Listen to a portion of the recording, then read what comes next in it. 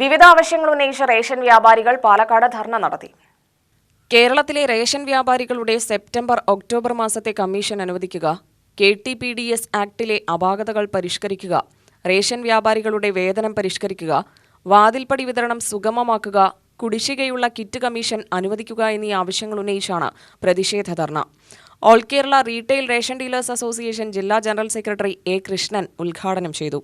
കേരളത്തിലെ 10,000-ൽ കൂടുതൽ അംഗങ്ങളുള്ള സംഘടനയാണ് AKRD. ആ സംഘടന ഇവിടെ സമരം പ്രഖ്യാപിച്ചാൽ കേരളത്തിലെ ജനങ്ങൾക്ക് നൽകേണ്ട അന്നം മുട്ടുന്ന തരത്തിലുള്ള സമരമായിരിക്കും AKRDയുടെ ഭാഗത്തു നിന്നും കോർഡിനേഷന്റെ ഭാഗത്തു നിന്നും നടന്നു വരുന്നത്. അപ്പോൾ ഇങ്ങനെയുള്ള സമരങ്ങളെല്ലാം ഞങ്ങൾ അടിച്ചമർത്താനാണ് ഭക്ഷ്യവകുപ്പും അതുപോലെ തന്നെ അതിൻ്റെ മന്ത്രിയും ധിക്കാരപരമായി പെരുമാറിക്കൊണ്ടിരിക്കുന്നത്. ഇങ്ങനെയുള്ള പ്രവൃത്തി തുടർന്നു കഴിഞ്ഞാൽ ഞങ്ങൾ ഈ സമരവുമായി മുന്നോട്ട് പോകാൻ തന്നെയാണ് തീരുമാനം. തുടർന്നുള്ള ഞങ്ങളുടെ വേതനം ലഭിക്കുന്നതുവരെ ഞങ്ങൾ ഈ സൂചനാ സമരവും അതുപോലെ തന്നെ ഇതുപോലുള്ള സമരങ്ങൾ തുടർച്ചയായുള്ള കടയടപ്പ് സമരത്തിലേക്ക് പോകേണ്ട അവസ്ഥയിലേക്ക് എത്തിക്കാതിരുന്നാൽ ഞങ്ങൾക്ക് അരി തന്നെ ഈ മാസത്തെ വിതരണം തുടങ്ങിയിട്ടില്ല. കോൺട്രാക്റ്റുകാരുടെ വിഷയമാണ്, അത് ഞങ്ങൾക്ക് പറയേണ്ട കാര്യമില്ല. ഞങ്ങൾക്ക് പണിയെടുത്ത കൂലി എന്തായാലും കിട്ടണം. അതിനുവേണ്ടിയാണ് ഈ സൂചനാ സമരം. തുടർന്നുള്ള സമരം ഇനി സംസ്ഥാന കമ്മിറ്റി തീരുമാനിക്കുന്ന മുറയ്ക്ക് ഇനിയുള്ള സമരങ്ങളുമായി മുന്നോട്ട് പോകാനാണ് ഞങ്ങളുടെ സംഘടന തീരുമാനിച്ചിട്ടുള്ളത്.